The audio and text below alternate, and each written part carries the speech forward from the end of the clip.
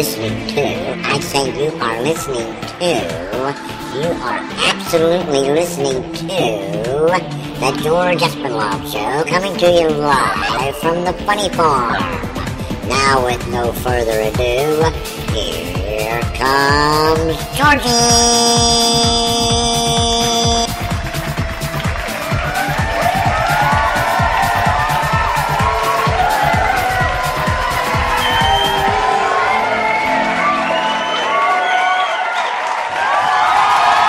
All right, thank you.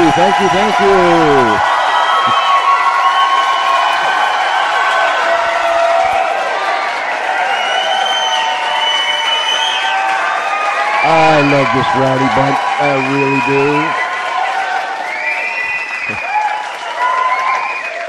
do. To all our friends down the street, around the corner, across this great nation and around the world, I welcome you to the George Espinlove Show, coming to you live from none other than the Funny Farm, in a place called our world. We don't know where that is. We just live here. We have no mailing address. We have no mailbox. But if you want to reach us, email me, georgece@comcast.net. Boy, do we got one planned for you tonight. I'm going to tell you, as I've told you several times in the last several months, get up on the edge of your chair, because that's where you're going to end up anyhow.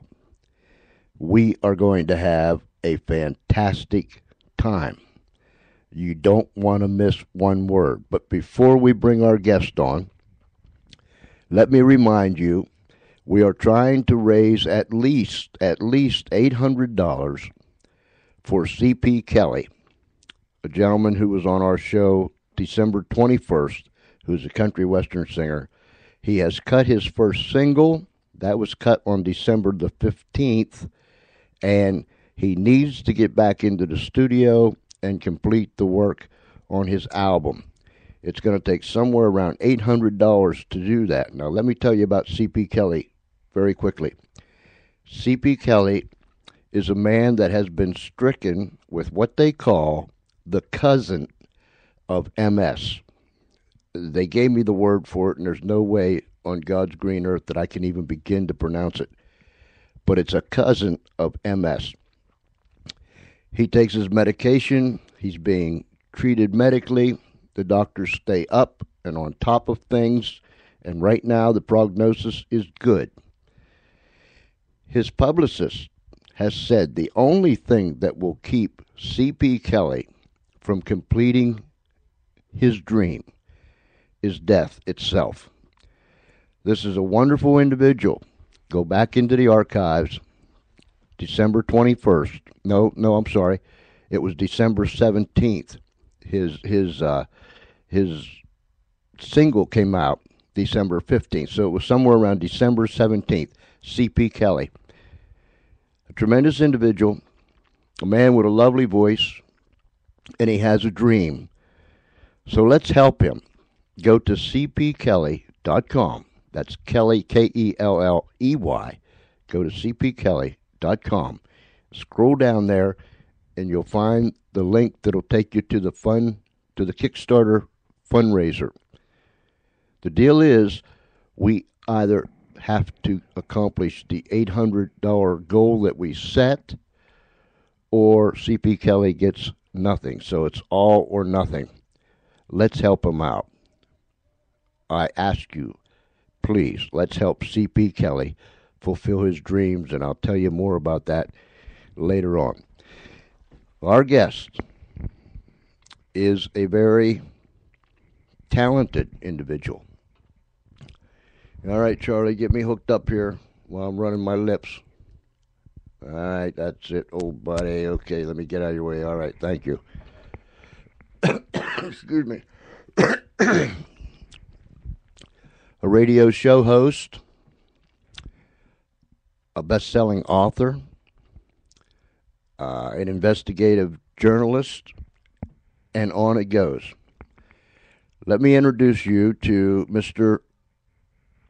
Rick Baker. Rick, I welcome you to the George Espinlove Show. Hey, thanks, dude. Good to be here, man. We this thing. Before we get there, tell us something about yourself. George, there's nothing to know. I've written a few books, all been controversial. This, no doubt, will also be controversial. And I love to ask questions, just like you, as you and I were talking before the show. This is a fascinating case, as it has been for you and me. And tens of thousands of others around the world are following this. It's probably the most watched, followed case of missing persons, maybe in the world. It's ramping up now because we're hitting the third anniversary. So I'm just like you. I have questions.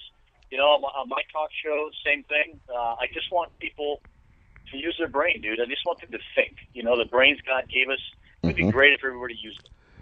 That's what we tell our listeners so often around here. We want you to think, so we're all on the same page. Let's use that God-given piece of machinery, that magnificent piece of machinery, by the way, and do some thinking on our own. Let me ask you this. I was out this afternoon, and this thought came across this crazy mind, this brain, what I have left of it. How often do you think something like this happens? Do you have any idea? Well, it doesn't happen very often. Especially entire families. Disappearing. According to the National Center for Missing and Exploited Children, there are 2,300 Americans that are reported missing every day. These are just stats, boring stats. They're not boring because each individual of these 2,300 is a missing person, or a missing child. Mm-hmm. Dylan up in our place in Colorado, young boy, 11 years old, disappeared not too long ago. But as far as families, the National Center, they do not even keep statistics for missing families. There might be one, which is typical, maybe two, but not four. It's very rare. Now, these folks have been missing since February 4th of 2010. Is that correct? That's right. The evening of the 4th, they disappeared. And I watched a video today where they were on Fox with Geraldo about, I think it was 3 weeks, not they were on, but his brother was on 3 weeks after they had disappeared. And Geraldo was really bearing down, asking him some tough questions, which really needed to be answered if anyone was going to get any answers at all. The FBI's involved, the local authorities are involved, Interpol's involved, nations are involved. I mean, just about everybody and their brothers involved in this case, aren't they? Yeah, and add to that, like I said, tens of thousands of followers around the world. My blog that I put up just a couple months ago has had 50,000 hits, unique hits, from all over the world. Now some of those are people that like to conceal their identity, by using proxy servers and all, but the majority are from around the world. And I'm constantly getting emails, and messages from people all over the world. Just the United Kingdom a little while ago, that they again, like you, they saw some video, some TV show, some vanish, something, and you get hooked. Dude, you can't. It becomes addicting, which may not be a good thing. Yeah, that's true, because such things as the Kennedy assassination. I was 15 years old when that went down, and to this day I'm still addicted about things like that. This thing here has me hooked. You're absolutely right. It is addictive. These people were just normal, what we call normal, everyday, go to work kind of people, right? Well, to an extent they were. Joseph, the husband and father, was definitely a stand-up guy, hard worker, wanted to provide for his family, but just a laid-back kind of guy. Like a Southern California surfer dude. They'd crash on his couch, no problem. If they needed some money, he'd give them money, not necessarily expecting to get it back. Just, the kind of friend that you and I would like to have. Summer, his wife, on the other hand, not the case, and I kind of expose that in a detailed way in the book. She is not the person that we see, typically you hear about this family and you think this family of four just bailed in the middle of the night, went across the Mexican border, and now living, sipping margaritas down in Costa Rica somewhere. That's not the case. Summer had a very evil side to her, which I address pretty extensively in the book. Now, your book is going to come out, what, next month? Well, yeah, it's the official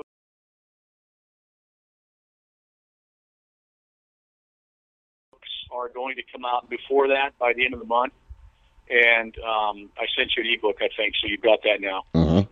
And the print version will be released the 4th, and it'll be available everywhere. You can get it on my blog or Amazon bookstores, or if you're out of the country, people listening to your show tonight, not in the U.S., it might be easier for them to just get it through Amazon rather than ordering it through me, because you're going to have to pay more shipping to get it out of the country. Where were you when you first heard about this? I was working on another one of my books in a coffee shop in Fallbrook, the town where the family lived. In May of 2010, my wife and I had just moved there to a ranch with a bunch of avocado orchards. I was finishing my first book. This is my third. I was finishing my first, and I was sitting in the corner. The way I write, George, I'm not a great writer. I write as I speak. I try to make people think, and really that's it. But in order for me to write, I have to have a buzz of people. So I have to sit somewhere where there are a number of people talking. And so I find a coffee shop somewhere. And I found this little coffee shop called Primo's on Main Street in Fallbrook. Great little place, sitting in the corner, finishing up the book. And, a couple next to me started talking about this family that disappeared. And pretty soon the whole coffee shop's talking about it, because it happened just a little bit less than a month before those conversations. And that kind of got me hooked. The local media there obviously covered it extensively, because this was the whole family that just disappeared. And, I got hooked, and here I am today. Where was I reading? I was reading right here. You're known as a gunslinger when it comes. They call you a gunslinger when it comes to your writing. Is that why they call you that? Because you write the way you talk? Well, those are some of the critical reviews. I don't know if that's a positive or negative review. I guess it's probably positive. I write the way I talk. I'm not interested in $10 words. I'm not interested in condescending kind of writing as some authors are. I'm just a normal person, and I'm no different than anybody else. I love to write. I have for a long time with newspapers and all. Writing books is something that's just been a blast for me. But I'm very simple, in what I write. And this book, as my other two, are the same way. They're when they call me a gunslinger, it's because I'm really not afraid to speak the truth. And you know that, George. Mm-hmm. What's going on in our country, regardless of how you may line up politically. You and I both have to be sick and tired of these politicians just not telling the truth. And exactly. In my writing, I push the edge. I go right up to the edge and try to push it a little bit further, maybe. I'm not afraid of the truth, and I'm not afraid of being sued. If what I write is true, then they're welcome to sue me. Some of the family have already threatened to sue me when the book's released. Personally, I hope that they do.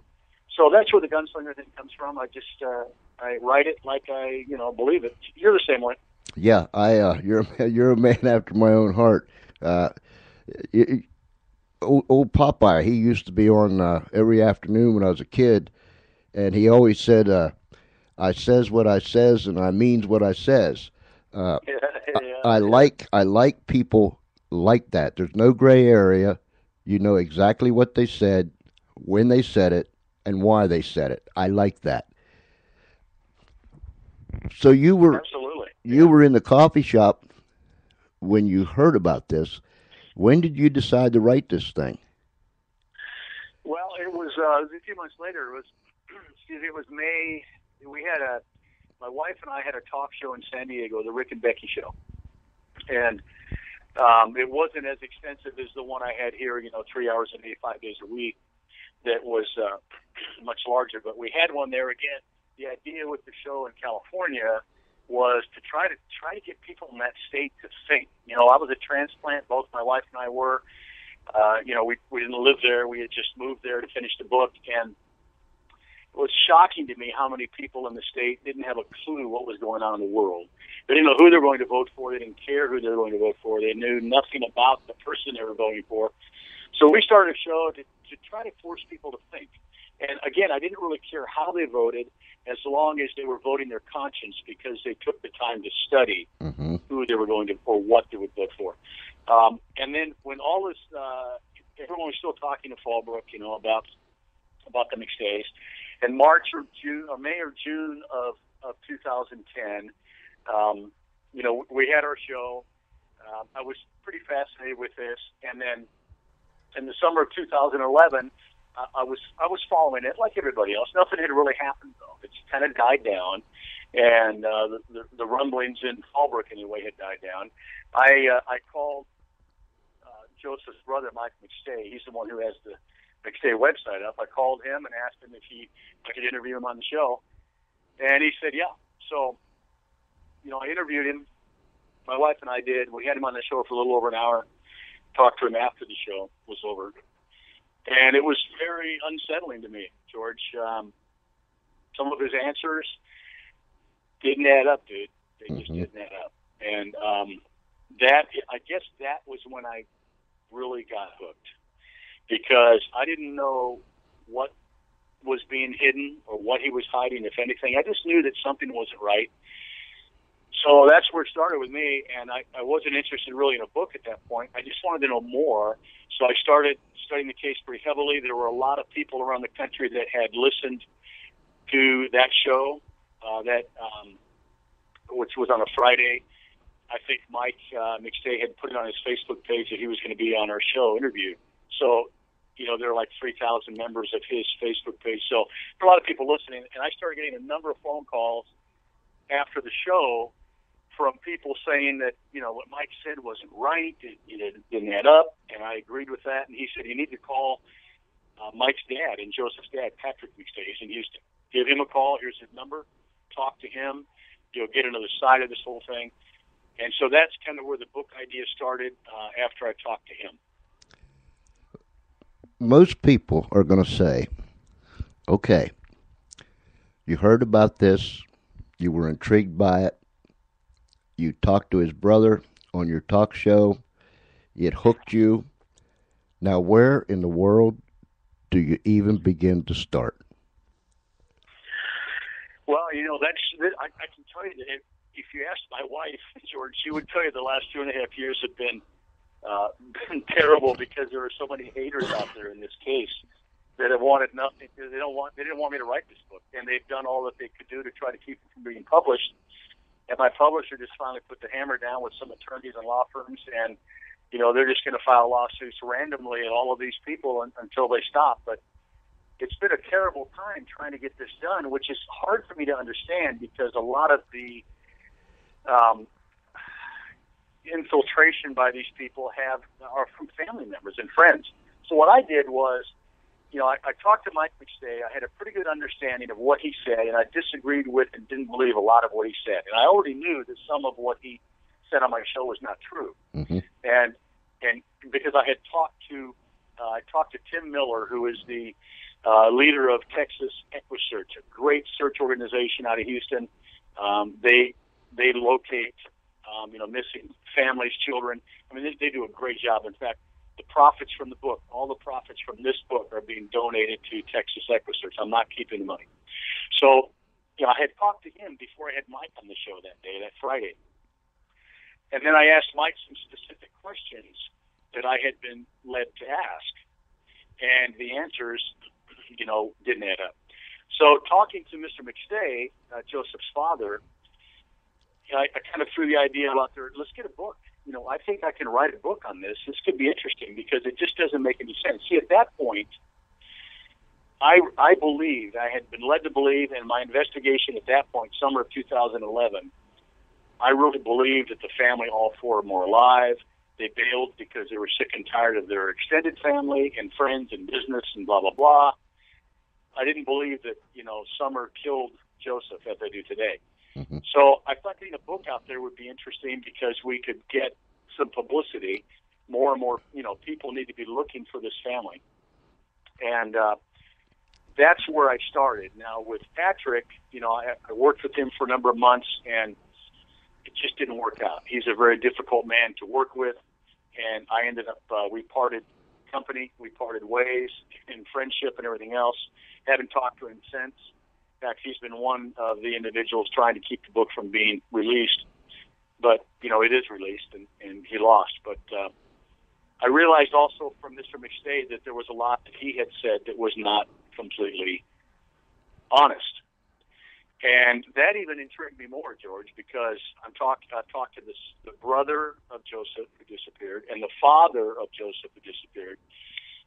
And I'm even more confused now than I was before I talked to either one of them. Mm-hmm.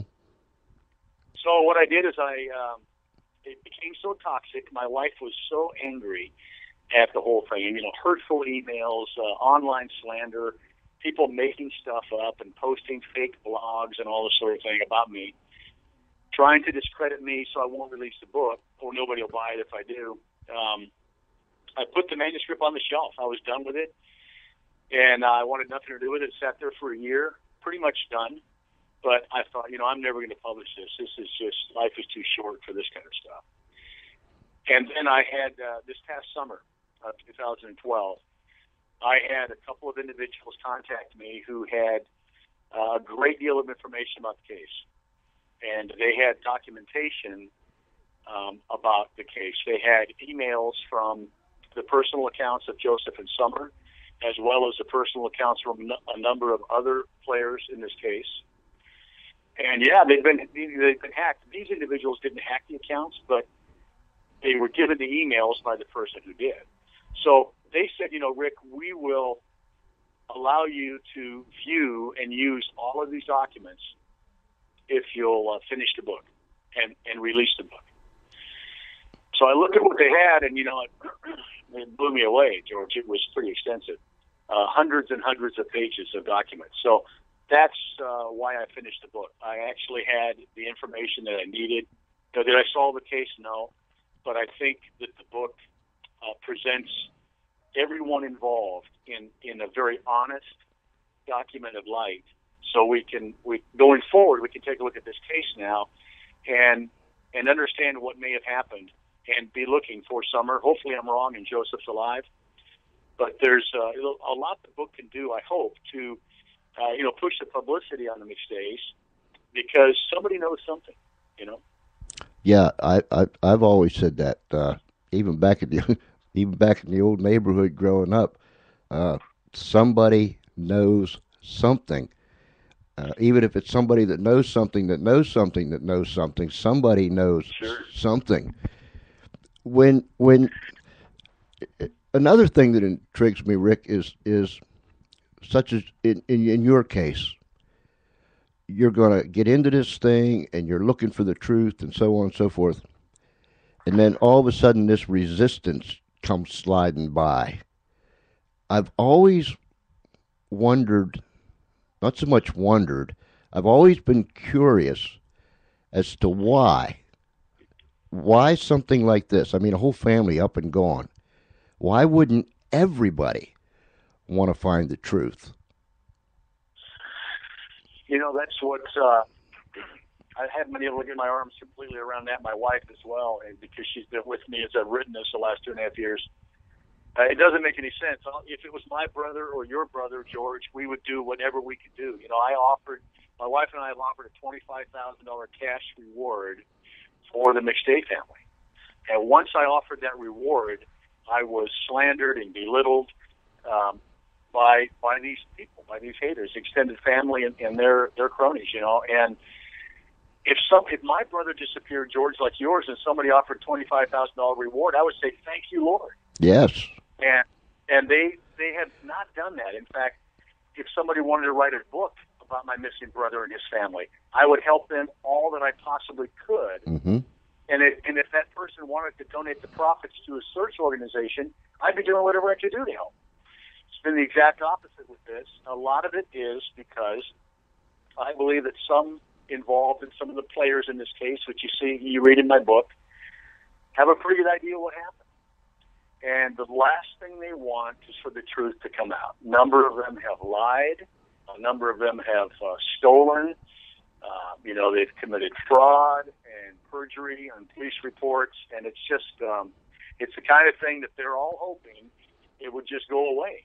Because when you really get into it, and I was able to get into it with all of these emails, because in the emails were a number of documents.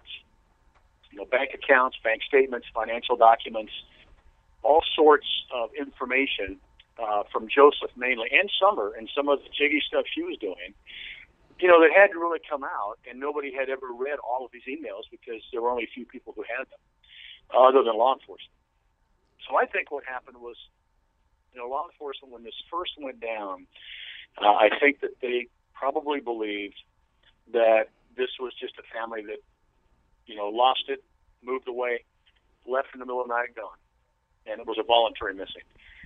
As time went on, the next 4 months, I think that changed. I have not talked to law enforcement. They won't talk to me. I have, an official statement from them for the book, but an open case. They're not about to talk to me or anyone else. And, I think that there's a murder investigation. I think that they're waiting for a body or someone to slip up. And, I interviewed everyone. I talked to people who had not been interviewed before by anyone on any show in any media. They sat down with me and they talked to me. And those interviews are in the book. So it's pretty fascinating once you get into the family. They're like any other family. Maybe Georgie had secrets, who doesn't? Mm-hmm. And, if my wife and I all suddenly disappeared and people started reading my emails, and Becky's emails, then they would get into our lives in a way we probably don't want them to. We have nothing to hide, but it's nothing we necessarily want out there. Right. So, seeing all those emails paints a very different picture of this family, mainly the extended family, and the way they used and abused Joseph more than anything else. I think that Joseph is just an outstanding man, and I hope that he's fine. I hope that he's alive. I don't think he is.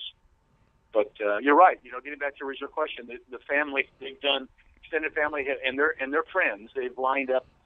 Both Mr. McStay, the father, and Mike McStay have their own Facebook pages. They dislike each other.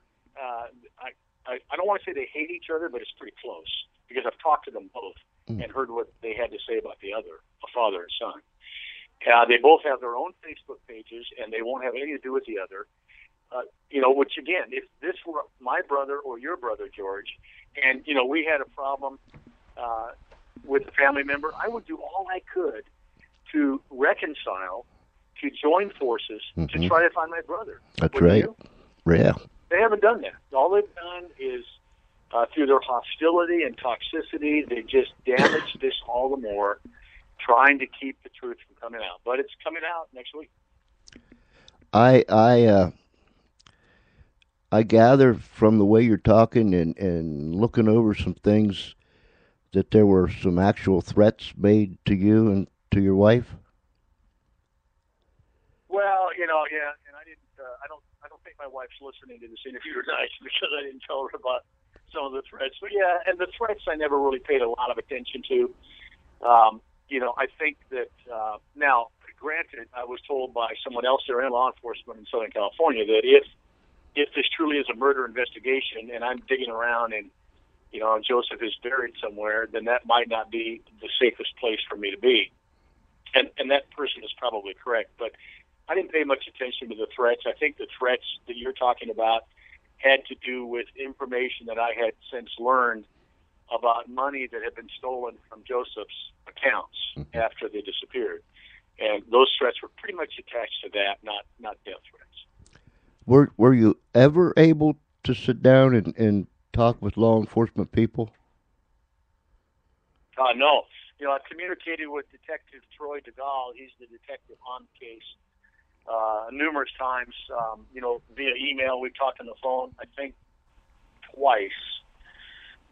Maybe 3 times, but I think just twice. And, at all times, he was not interested in telling me anything about the case. And I've talked to other reporters in Southern California who are, working with large media outlets there, and he's not talking to them either.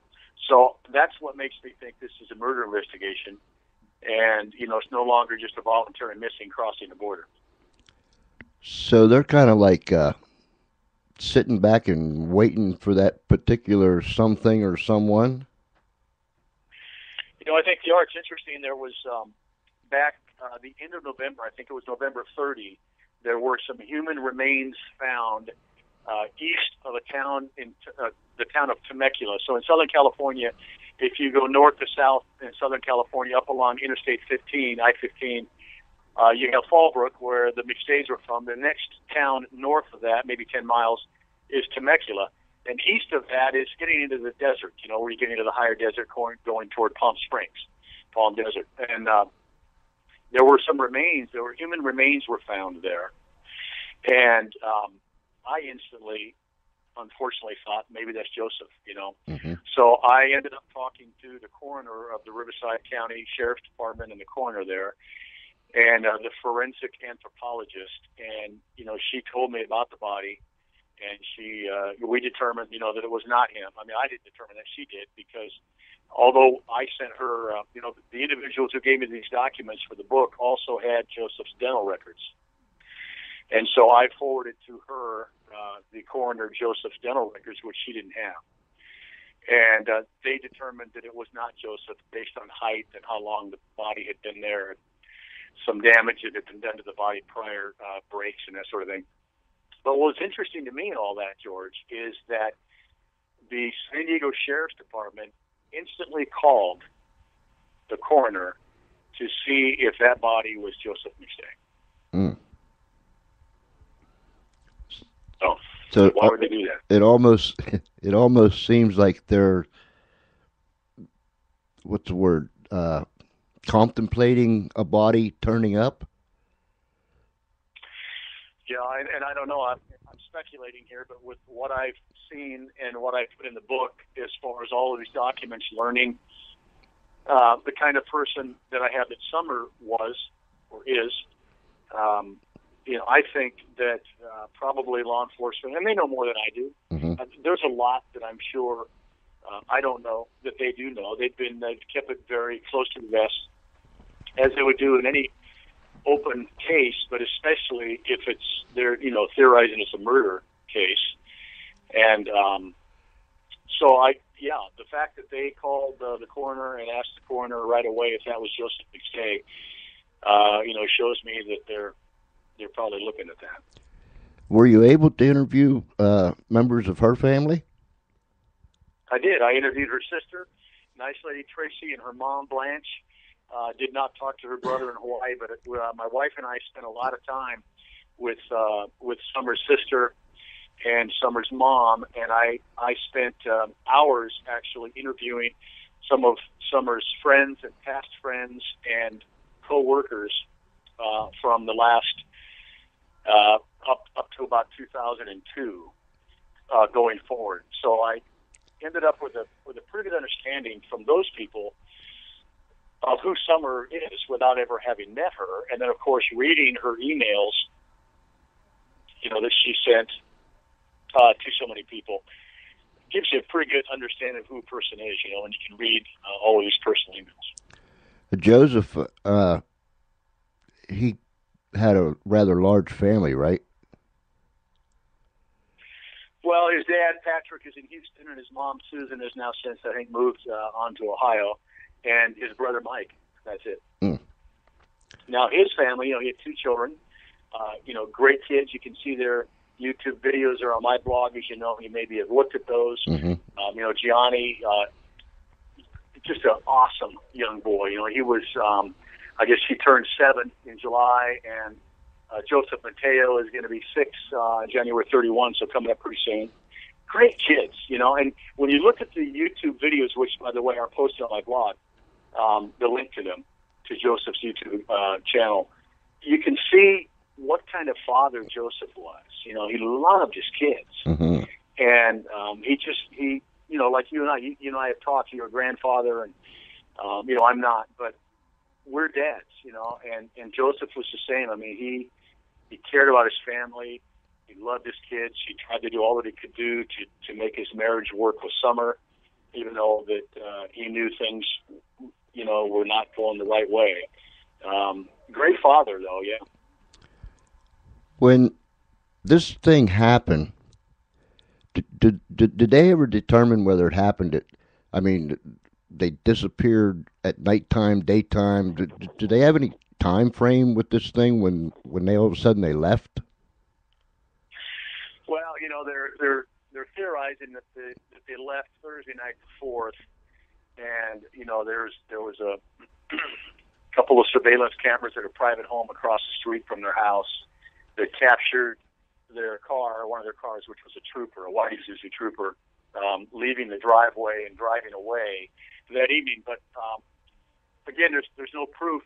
The way the cameras were set, you couldn't see in the car. You could only really see the tires to determine that it was the trooper. But there's really no proof of when they disappeared. And I've got a lot of it in the book. I talked to a number of Joseph's friends who hadn't since they told me that stuff they hadn't told anybody about that night. And so, I put that in the book as well. But there's really no proof because the last phone call was, after 8 o'clock on Thursday night, 8:47, I think, to one of Joseph's friends and business associates.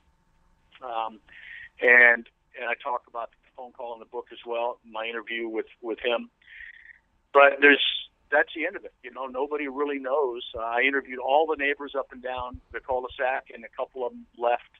Had since moved away. I talked to them as well.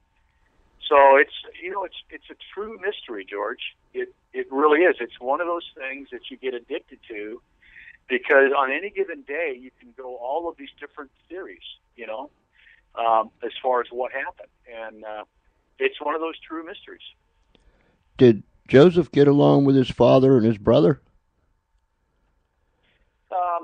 And I talk a lot about this in the book. I think he got along with his father, and he talked to his father. According to Mr. McStay, Joseph. Again, I haven't been able to talk to Joseph, but according to Mr. McStay, he talked to his son at least once a week, sometimes more. And I know that Patrick loves Joseph very much, and like any father-son relationship, I'm sure they had their issues. On the other side, you have Mike, and Mike and Joseph did not get along. Regardless of what Mike McStay may say, of how much he loved his brother, I present all the evidence in the book to the contrary. So that's a real tough issue between those two brothers. Even though publicly and online and on the internet, they love each other and that sort of thing. They had, I'm sure Joseph had some tremendous issues with Mike. I've always been a strange duck anyhow. Ask my wife of 45 years, she'll tell you. But I watch people, and it's like the muscles in their face just doesn't fit in the proper slot. And that was kind of like the opinion that I was getting when Geraldo was trying to get this brother to open up a little bit, and you could almost see that the muscles in his face just didn't want to fit in the proper slot. I think you just get that gut feeling sometimes that something's not right. Is he still very active in trying to find his brother? I don't think so. He maintains his website, and I don't think he has much to do with the Facebook page anymore. He does probably when it ramps up. I know he got back involved with it when I got back on the book because, all the haters assembled to support him because how could I dare write a book? Who do I think I am, So he got us back involved in, but I think he wants this to go away as quickly as possible because of his behavior, which I detail, extensively in the book, what he did from February the 6th on, 2 nights after they disappeared. So I don't think he has much to do with it anymore. And a lot of the people on these Facebook pages, Mr. McStay's page as well as Mike's, these are sincere people. They're from around the world. They care about the family. And some of these people who have contacted me have cried because they want to know what happened to this family. It really comes back to the two kids, Johnny and little Joey, or Joseph Mateo. Mm-hmm. And that's what really matters here. And so that's I think they're good people. I think they care and they're sincere, and it's a shame that they don't understand it and being duped. In the years that they've been missing, you had the local authorities, you had the FBI, and I was reading Homeland Security and Interpol, particularly Homeland Security. What's their interest in this? I don't think they have any interest. I think that's something that probably came out initially, and people like to throw around all these authorities being involved in Interpol and everything else, and none of that stuff really matters. I don't think. I believe that the sheriff's department knows that this is probably a murder investigation, and if they did go to Mexico, which I don't believe they did, they're gone. They're on their way. They're out of the country, and the sheriff's department of San Diego, I'm sure they've had cutbacks. They have their budget crunched like so many law enforcement agencies in California do. The last thing that they need to do is devote manpower and time, precious time, to a case like this. If this family just decided to leave on their own, but they didn't. I don't believe, and I think I make a very valid case for that in the book. So. What a mystery, dude. It really is. I would surmise, and that's just me, that after 3 years, you could almost determine, or there would have been something that let you know that, they just walked away from that life and went and started another life. Don't you think? Well, we would think that, and but this is a big world. And yes, everyone says the technology and the facial recognition software and the cameras that are around the world now. But look, if somebody really wanted to hide, I post on my blog a website out of Costa Rica and Nicaragua where if you really want to disappear, they will guarantee you'll disappear, and that's the end of it. Mm-hmm. So if they really wanted to disappear, 3 years down the road as we are now, they'd still be disappeared, But that's not the way it went down, because that would have taken extensive planning. It would have taken a number of months for that to get into place for them to leave in that way, and they never would have done it in the way that they did. That's the kicker to all of this. Joseph, is a stand-up guy, has a conscience, and cares about people. And I don't believe that Joseph would have allowed it to go on 3 years if he were alive. And he had his own business too, right? Oh yeah, a craftsman, an artist on these big fountains. Incredible fountains. They did a $81,000 one in Saudi Arabia. I talked to his partner who went over there and installed it extensively about that. I mean, Joseph was just a real American, a capitalist, an entrepreneur, making some pretty good money, and a very talented man, and loved his family. And very sincere about his business. Oh yeah, he was very honest. He worked very hard. He didn't take advantage. I couldn't find any email from his, and I looked at hundreds, where he took advantage of anyone. In fact, he would go out of his way to make things right, or if someone was very unhappy, refund their money, do what he could to make it right. So, he wasn't perfect. None of us are. But he was a good businessman, and I think he,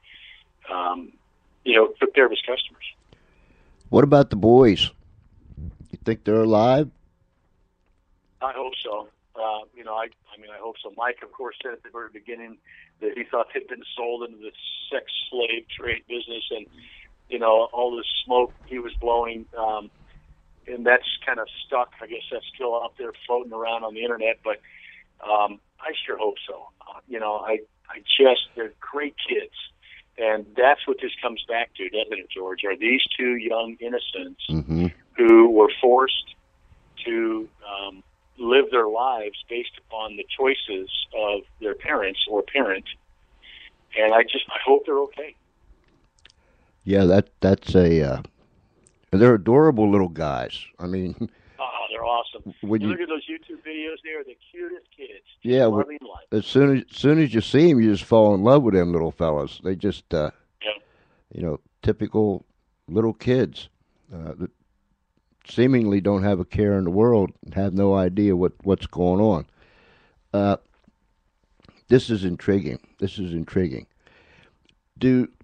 And I know if somebody could do this thing would have already been done. Do you have hopes that this is going to come to an end someday? Well, I do. And one of the things that my wife and I did to try to help us along was offer a $25,000 cash reward. Now that's it's $25,000 for the entire family, and on my blog and website I break that down depending on how many. If 3 are found, it's not that much, but we've offered this cash reward. I really thought, because George, there was no reward. There was no reward. Not anything. Missing, not anything from the family. If your brother and his sister went missing, wouldn't you offer a reward? Yeah. But Mike McStay and Mr. McStay, I understand, had some other issues, but nobody offered a reward for a family of 4 that disappeared. And so Becky and I, my wife and I, we offered a reward. It still stands today, $25,000 cash. I was hoping that would do something, but it hasn't so far. And when did you first offer the reward? We offered it back in October. Oh my! And on the blog, I came out with it on the blog when I launched the blog toward the end of October, just before Halloween, I think. Instantly, I was pounded by the extended family and their loonies, and they came out after me. How can you do that? And blah, blah, blah. Interesting. Why they would not say thank you for this. That's what I was going to ask you. Unless they don't want them to be found. Unless they don't want them to be found. And it goes back to what you've been saying. If that was our brother and someone put out a reward, I mean, I'd just be falling all over myself to thank that person or persons. But no reward coming from anyone in the family. That's quite strange. Did they ever talk about one? No, I think there was a $1,000 reward issued by the Center for Missing and Exploited Children, which they do for all kids, or most of them, in the beginning, but it didn't stand very long. That's my understanding. There was no reward when we offered ours.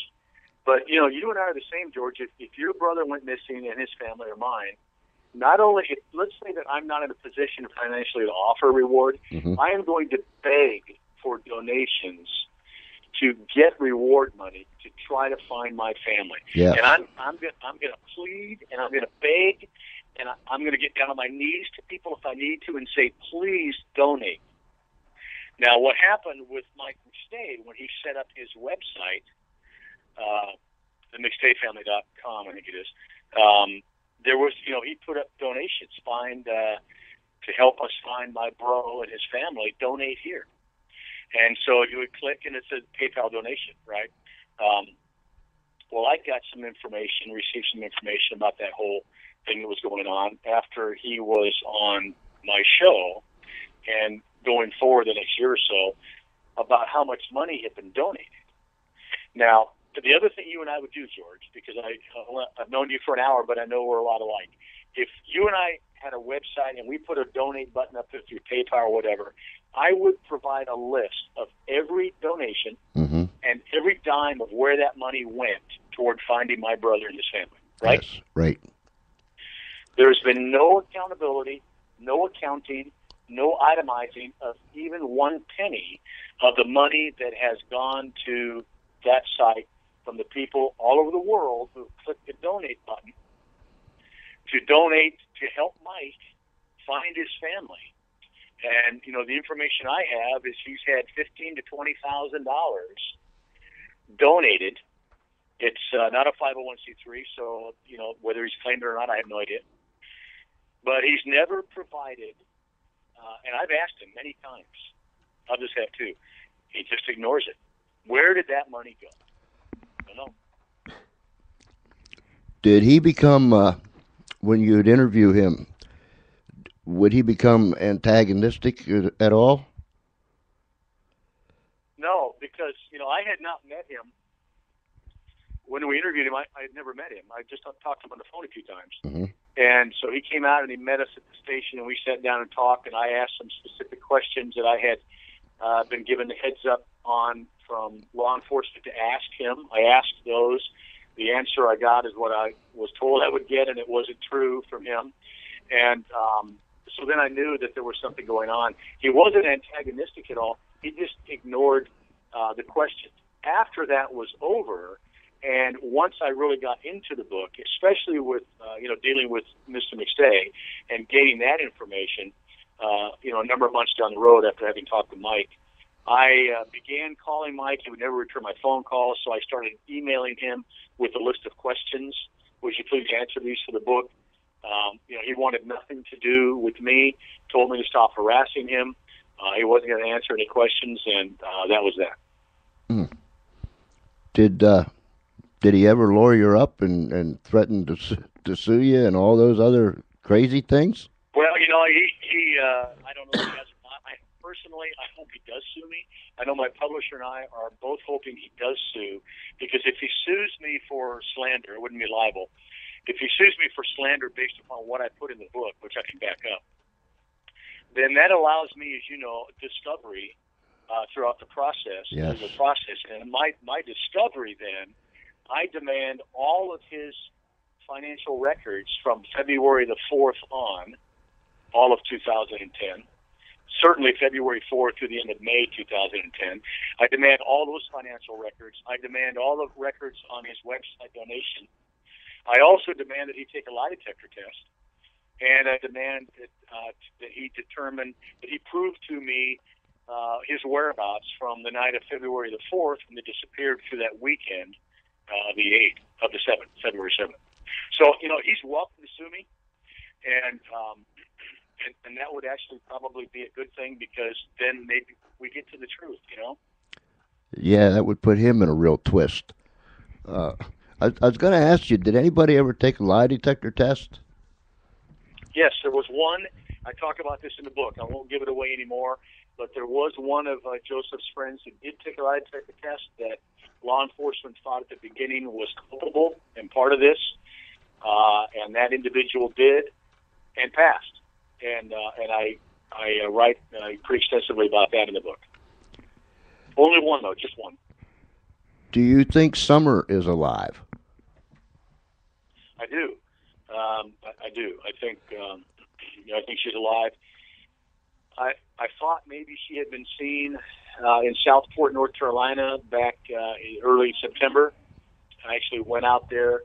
A waitress, and this is in the book, a waitress at a real popular diner there had contacted me, said she'd seen them, Joseph included, the family of four, knew that it was Summer, looked like Joseph, told me what they were wearing, wasn't able to get a picture of them as they drove away, but was very descriptive of what they drove and what was in the truck and what the kids looked like. And Summer, she nailed Summer with her mannerisms and what she said and how she looked and what they were all wearing, but that was it. They left. And so I went to Southport, spent some time there.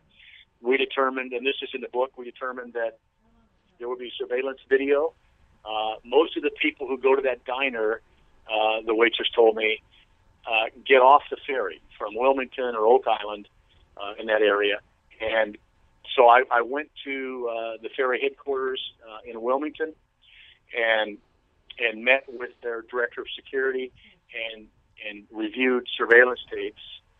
And that's a pretty interesting ending, which I won't give away now. It's in the book. But the man who was director of security told me that he saw on the surveillance tapes the exact family that I had described, that Tracy, the waitress, had described. He saw that exact family just an hour before, on the surveillance tape, just an hour before they ended up in that diner. But the way that story plays out is it's pretty hard to swallow. That's in the book as well. Now, I don't think, if that was Summer, I don't think that was Joseph. Other than that, I don't know. You know, we had, just recently, I had a gentleman who contacted me down in Costa Rica, Nicaragua, who works for an airline, and he swears he saw them, certainly Summer. And so I gave him, just a few days ago, I gave him all of Summer's aliases. He ran those, hoping they would come up, and they didn't. So I think she's alive, though. Yeah, I think she is. That's incredible. I mean, the more you talk, I can't wait to get into this thing. I won't rest until I read the entire thing. Wow, what's it like, Rick, when you go to someone such as when you went to the ferry operators and so on? What's it like approaching someone like that? I mean, did they look at you like you had two heads? Well, you know, it was interesting. I went into the at the Southport Ferry Terminal, their foyer, their lobby. I walked in, and there was a lady behind the counter who takes tickets, and I said, "Ma'am, I'm writing a book. I'm almost completed with about a missing family from Southern California who I think may have been here." And she said, "You mean the McStays?" And I said, "Yeah. Do you know the McStays?" She said, "I follow them all the time." So she said, "Hang on, come on in here." So she takes me to like the leader of that office, and she says, "Well, you know, I can't remember her name. Sue. Her name was Sue." She said, "We don't have surveillance tape here, but it is over by Wilmington, where the headquarters is. And here's the man's name. He's the director of security. You can call him, and he may let you look at it." And they said, "You know, can we have your card? We want to follow this. Do you have a website?" Both of those ladies have been following the McStays for 3 years, almost 2.5 years. And I thought that was interesting. So I was, instantly hugged by these women who I didn't know. And then when I went to the ferry system, the headquarters, same thing. I mean, the gentleman who is Bobby Hill, who's the director of security there for North Carolina Ferries, instantly said, "Absolutely, you can look at the security tapes." And he said, I haven't heard about this family, but I started looking at it after you called me. I'd like to know if that was them too. Everyone went out of their way to try to help. Everyone has gone out of their way to try to help, except extended family members and some of Joseph's friends and business associates. Go figure. That's incredible. You never met those ladies before in your life, and that's just incredible. I find that so intriguing. My goodness. Are you? I guess you're glad that your book has been completed to where this case stands now. If you had to do it all over again, Rick, would you do it again? Dude, I don't think so. I don't think so. Becky and I, we've spent thousands and thousands of dollars of our own money. I mean, on my own dime, I've traveled everywhere. Sightings, looking for these people. I've spent a lot of money, and my wife has been very kind and gracious in allowing me to do that. For a book we're not going to make any money on, but I don't need this kind of grief. When I first got into this, I thought people really need to know what happened. And then once I began to, especially summer of last year, look at some of these emails that I hadn't seen before, I just felt like the book has to be published to get the truth, as much of the truth as we know, out there now. So hopefully it will help. If Summer is out there somewhere with the kids and she did murder her husband, Joseph, then she needs to be brought to justice. Mm-hmm. The kids need to be taken away from her. They need to be given, a good home and a good life. And this woman needs to go to prison for the rest of her life. If that didn't happen and the four of them just bailed and they're living in Costa Rica having a great time like we thought they might have been, I went down there, then, they have, as Ricky Ricardo used to say, dude, they have some explaining to do because for 3 years they have allowed people like me and especially family members. I mean, what about the moms? You know, Summer and Joseph should have at least told their mom what they were going to do, because the grief. You know, when we spent time with Summer's mom, she was just so heartbroken because she didn't know what happened. So, if for no other reason, you know, you've got to talk to your moms. So, if they are alive, then I'm pretty angry at them, and they have a lot of explaining to do. But I don't think Joseph is. Wouldn't there? I mean, of course, some ways you have to have money to live, to exist, to move, to do things. It's just amazing. How about Joseph's mother? Is she different than his dad and his brother? You know, I think so. I think she's brokenhearted. You know, and from as I understand it, from friends of hers in Southern California, I think she's moved to Ohio. I think, you know, she's a brokenhearted mom who loved her son Joseph and her grandchildren very, very much. You know, she had some issues with Summer, as did Mike, and I think she's, you know, obviously they had been divorced, Patrick and Susan, and they didn't get along. Nobody in the family, George, got along, you know, other than Mike and Susan. I think they got along pretty well, but I think she's just a mother who's brokenhearted, who'd like to know what happened. Sad, sad, sad. Particularly, like I could see those little boys. Just how old would they be now, Rick?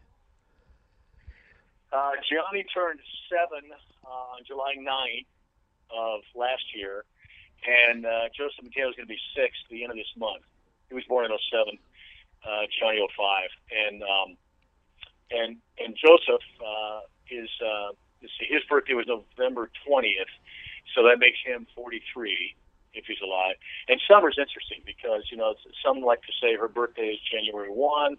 Talking with friends and family of Summer, nobody really knew when her birthday was. She had different ones, different aliases, different years, from 78 to 72 to 73 she was born. I don't know how old she is. 45 to 50, somewhere in there. Wow. When this comes out, tell us when this comes out and where we can get this thing.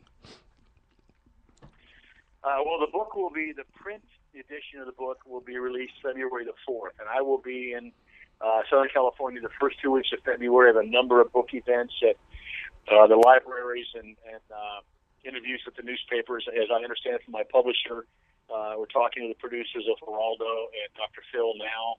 I think we might have Dr. Phil. I don't know about the date. So all that's going to take place, the first 2 weeks of February. You can get the book on Amazon.com, any online bookseller. If you want it signed, then buy it from me. My blog is rickgbaker.blogspot.com, or if you just Google Rick Baker McStay, you'll find my blog. It's pretty easy to find. It's up there on the top of the page. If you buy it from my blog, it's the same price as anywhere else, but I'll sign it if you care about that. See, I don't care about that. I can't read my own signature anyway, but some people do. And so that's it. It'll be in all the bookstores. It'll be in the library. All the libraries in California will have it by the first week of February. They've already ordered them. I don't know about libraries around the country, but Southern California, it's a big deal there, So, will you come back this way at all? Yeah, we'll be back. I'll be back end of February. I'm going to be in Southport and Wilmington for some more book events then in North Carolina. I'm not getting up your way, dude. You're in Delaware. That's like way up there. Yeah. Did you get any of that hurricane that come up your way? Yeah, we did. We are probably 20 minutes from the beach, 25 minutes from the beach. They got hit pretty hard. Nothing like Jersey did, and the people up in New York. So we were, in the long run, we were very, very fortunate that we didn't really get clobbered, but we did survive. But if you do get up this way or get close, like D.C., that's only like an hour and a half from here. Less than that if we don't have bad traffic. If you get into D.C. or somewhere close, contact me. Absolutely will. Because wherever you're at, I'd like to come. I'd like to meet you. You got Espinlab all stirred up now, and I will. I'll stay on this thing and keep my ears perked up and my eyes open, and my goodness, I hope this comes to a good ending soon, somewhere down the road, for the little boy's sake. That's right. George, I want to thank you. I appreciate you allowing me to be on your show. This is a great show. Can I give my website? You sure can. I would love all of your listeners to follow the blog, and allowed to post comments. If you have any questions, please post them there. Easier probably just to give you rickbakershow.com.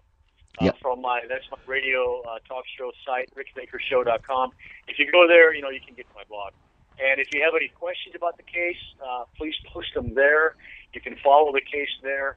Once again, we need all the eyes and ears out there to stay alert, because who knows, they may be living next door. That's true. That's true. Have they ever been on, what was that one program, Unexplained Mysteries, or even America's Most Wanted, or, of course, I don't know. Yeah, all that. I don't know if they haven't been on America's Most Wanted, but they've been on all the different TV shows, and you can go to my blog to get most of those, not actually view them.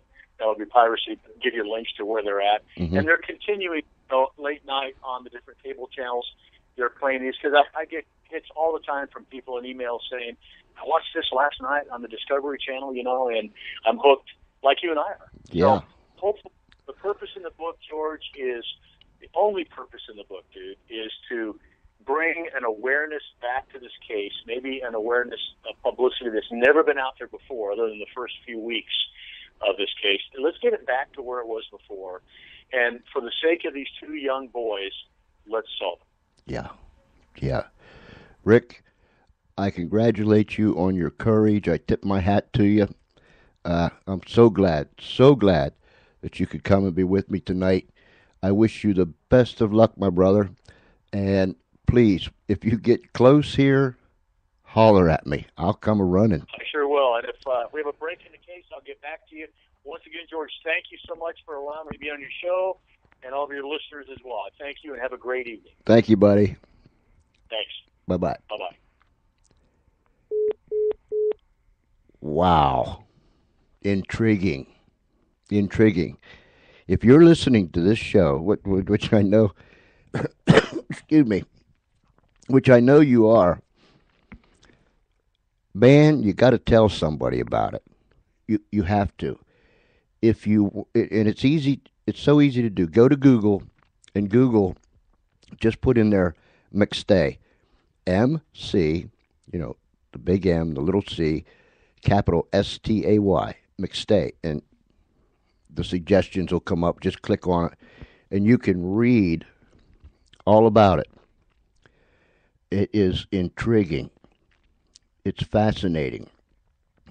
And we can get Rick's book soon, and very soon. I just can't wait to delve into it. It is an intriguing story. So, you that's listened to the show tonight, please tell someone, friend, neighbor, in-law, outlaw, co-worker, the guy down the street, around the corner, somewhere. Tell them to listen to this show, because, again, as Rick said, we want to make everybody aware that this family went missing, and to get the excitement, if that's the right word, back to where it was when this whole thing first started. So let's all begin to pay attention.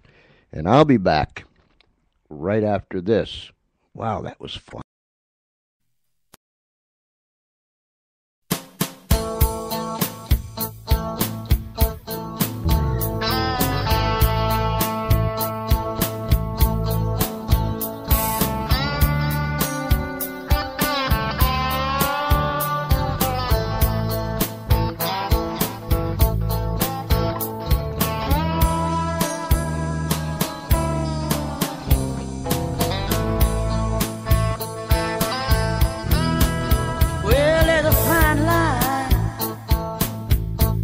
between a quick and a dead. Oh, there's a fine line between a quick and a dead. Well, there's a whole lot of money at the bottom of the sea. Any place to lay your head. Well, a fine line between me and your mama. Oh, there's a fine line between me and your mama. 'Cause there ain't a damn good thing I can do. She gonna walk all over you.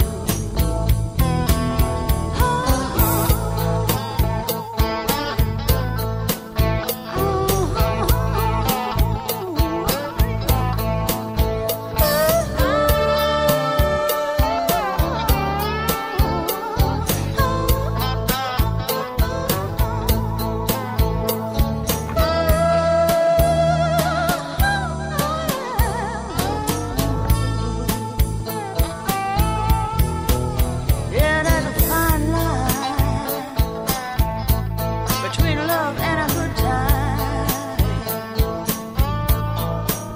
Yeah, there's a fine line, baby, between love and a good time.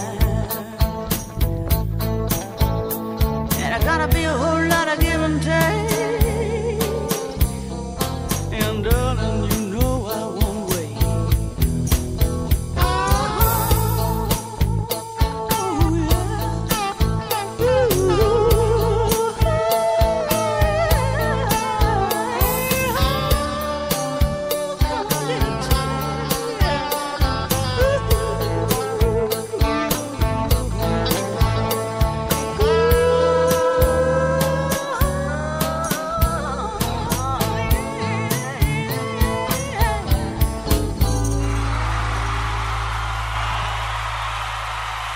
That was a fine line, and yes, ladies and gentlemen, that was Maria Danes.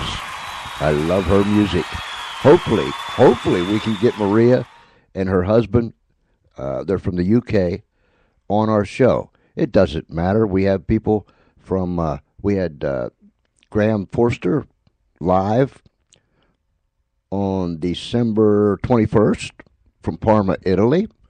We're going to have Harry Burke from Ireland. It don't make no difference where you're at.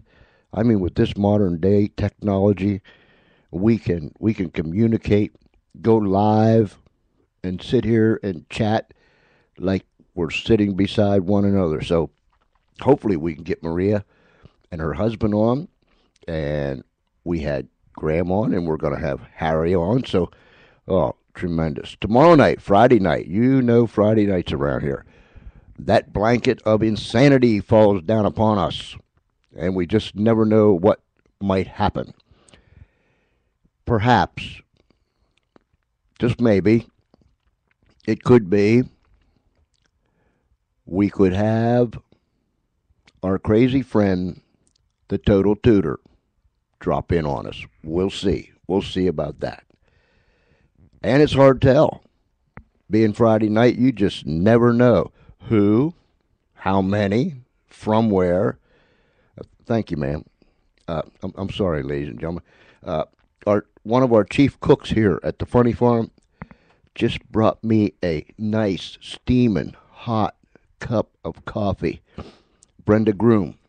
She's one of our main cooks here at the Funny Farm. She keeps everybody supplied in victuals and lots of drinks. So thank you, ma'am. Thank you so very, very much. Hey, how about if you're a first time listener, if you listened in the beginning of the show, how about that announcer, huh? That was Charlie. Charlie is a wiener dog. That's right, he is a wiener dog. He is just as real as I am. He's an incredible dog. Charlie, the wiener dog. He does the announcing. Sometimes he does his own program, or him and Miss Ernestine gets in and does things. He runs the soundboard for me. I mean, Charlie is just so talented. He is unlike any other dog that you have ever met in your life. Trust me, he is for real.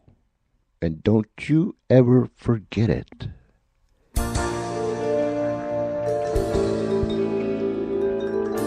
Charlie got this on the soundboard, and he wants to play it, and I like it, so I hope you enjoy it.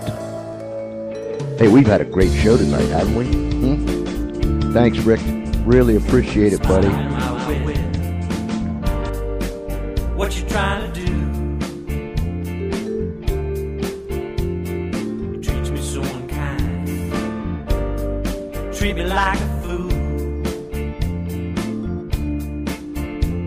A spider in my web.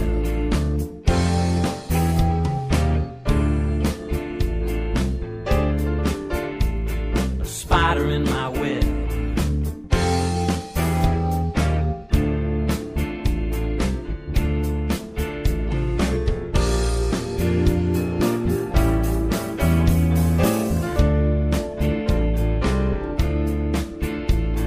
Spider in my web. Wearing your disguise, running round the town, telling all your lies. You're a spider in my web.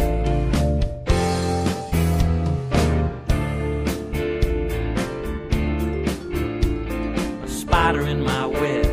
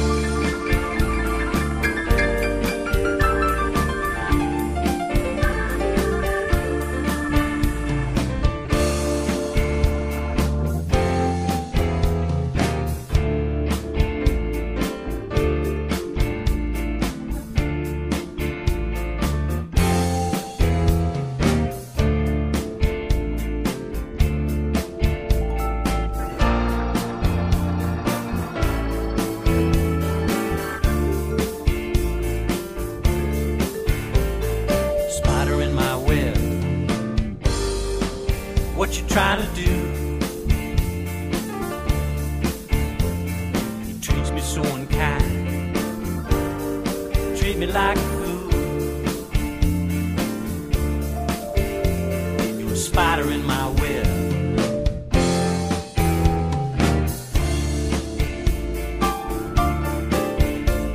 A spider in my web.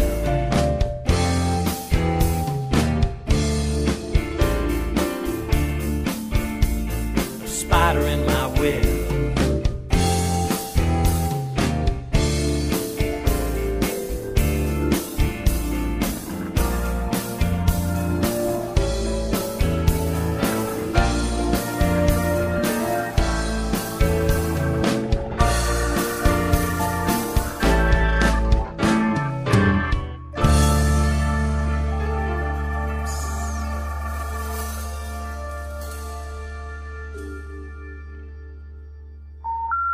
The number you have reached, 911, has been changed to to a non-published number.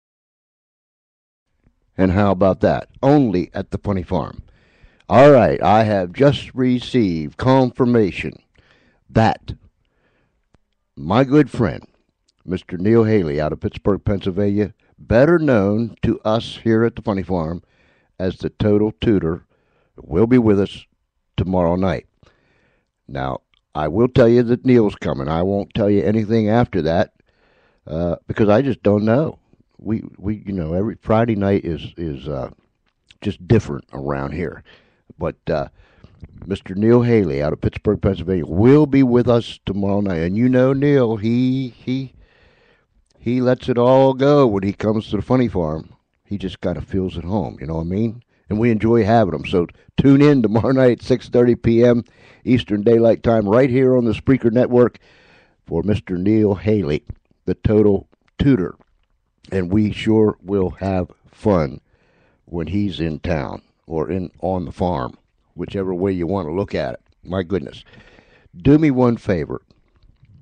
And you know, the time that we've been on the radio, we've never done anything like this. And I wouldn't do it unless I really, really believed in it. I want you to go to the website C.P. Kelly, that's K-E-L-L-E-Y, cpkelly.com. Scroll down a little bit and you'll see a spot where it'll take you to a fundraiser link. You get there, click on that link, it'll take you to the Kickstarter fund. We are trying to raise $800 for CP to be able to go into the studio and finish his album. He has released his single on December 15th. We had him on the show December 17th. It was released on a Saturday at midnight, and he came on the show Monday. C.P. Kelly has a condition, and I can't even begin to say the word because I'd just tear it up. But it's been described to me in the simplest form. It's a cousin to multiple sclerosis. Medical bills and so on and so forth. We want to get C.P. Kelly into the studio where he can finish up his first album.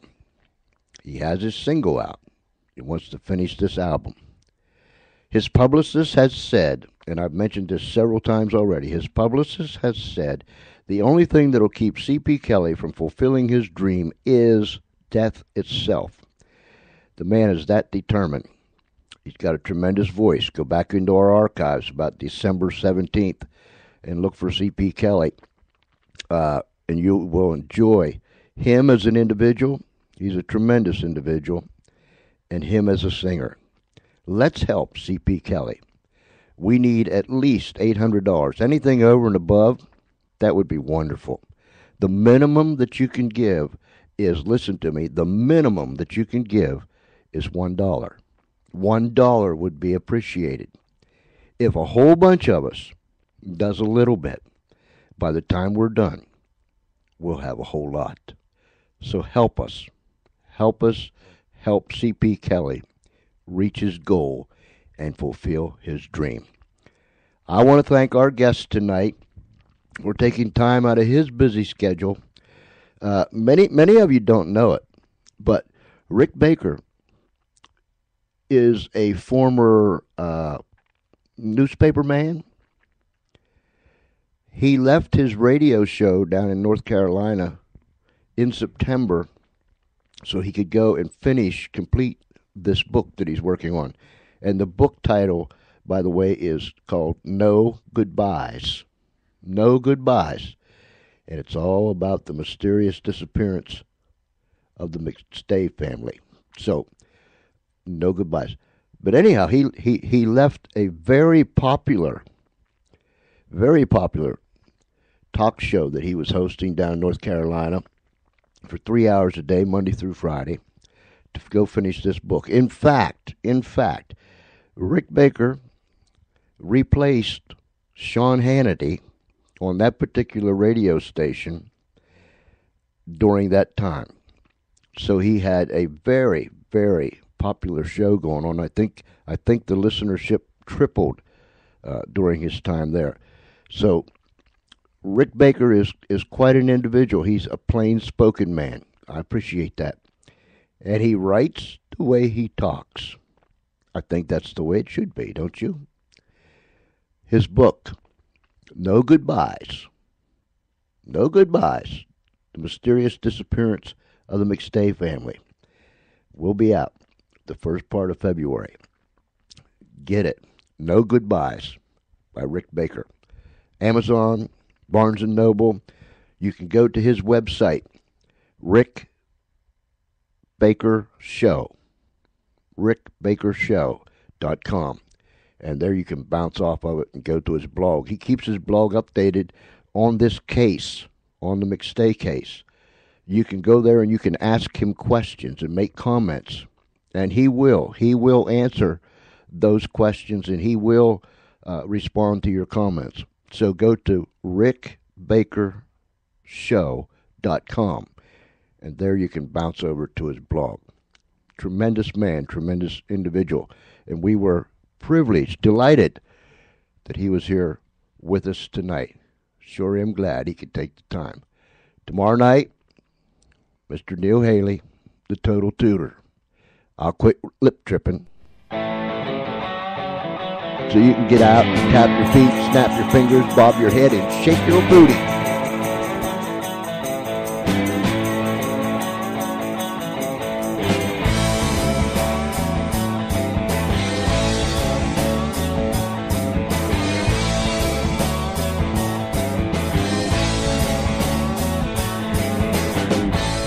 Lines on my face getting stronger. The days go by so fast. I just try to make this moment last.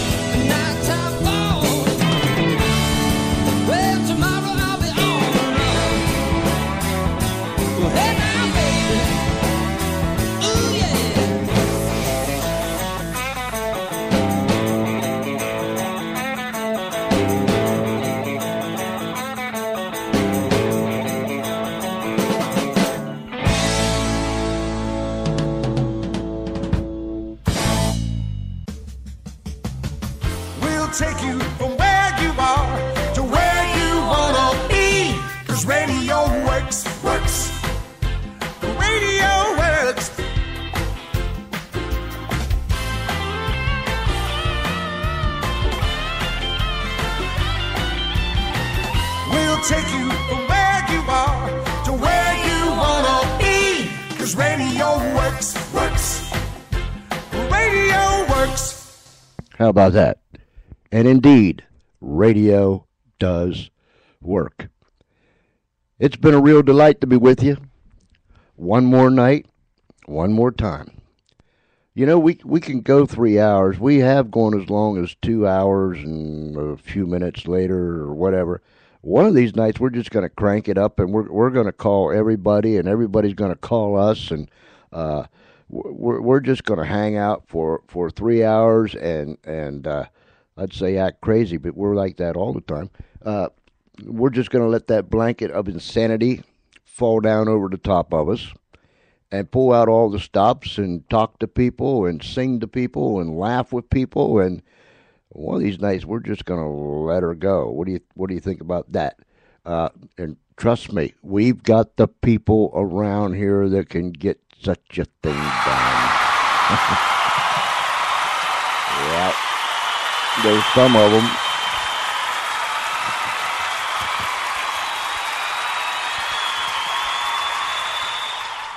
All right, on a more serious note, before we ride this puppy out of here, let me share with you, tomorrow night, Neil Haley, better known as the Total Tutor, will be with us, amongst other things. Monday night, for you that are down the street and around the corner and in the Laurel School District here in the state of Delaware, or in other school districts, either in the state or across this nation, or around the world as far as that goes. I'm going to have with us the superintendent of the Laurel School District with me Monday evening, Mr. John Ewald.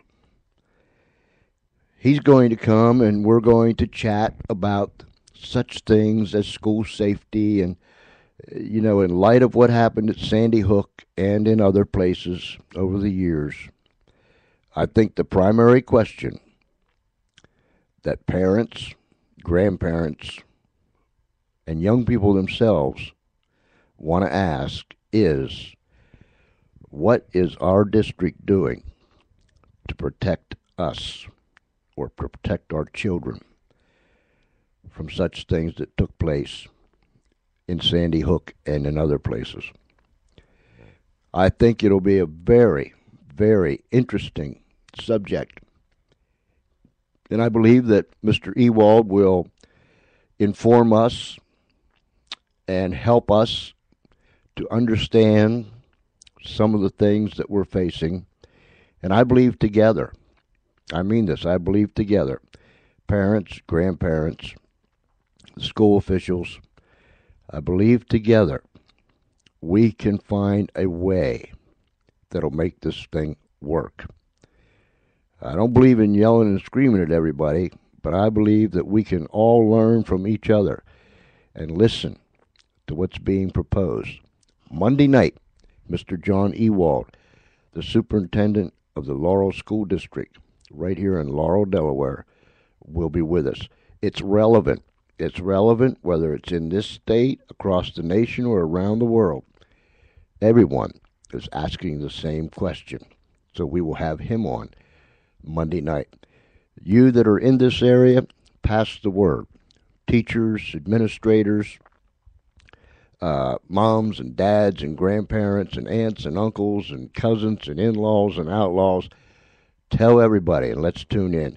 We are trying to, now don't take this to the bank, but we are trying to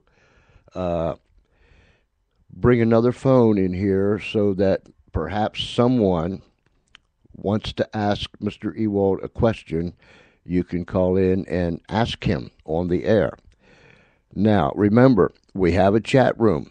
You can come into the chat room and you can ask your question. We'll relay it to Mr. Ewald or to any of our guests as far as that's concerned. But we are working on that other phone line, and we'll see what happens between now and Monday. So pass the word for me. We need you to pass the word. Wow, what a tremendous night. I am so glad that Mr. Rick Baker took the time to spend with us this evening. No goodbyes, That's the name of his book. It's about the mystery, the mysterious disappearance of the McStay family in Southern California. It'll be 3 years, February 4th. It'll be 3 years since they went missing. Where are they? What happened to them? Rick's book will be out the very beginning of February. No goodbyes. Make sure you get a copy. Google McStay, M-C, M little c, capital S-T-A-Y, McStay. It's intriguing. And like he said, it is very addictive. And so, having said all that, lip dripped a little bit too much, I want to let you know something. There's a whole lot of love coming to you from the Funny Farm. Wherever you're at, whatever you're going through, we want you to know we really do care. We're goofy. We're just plain downright strange sometimes.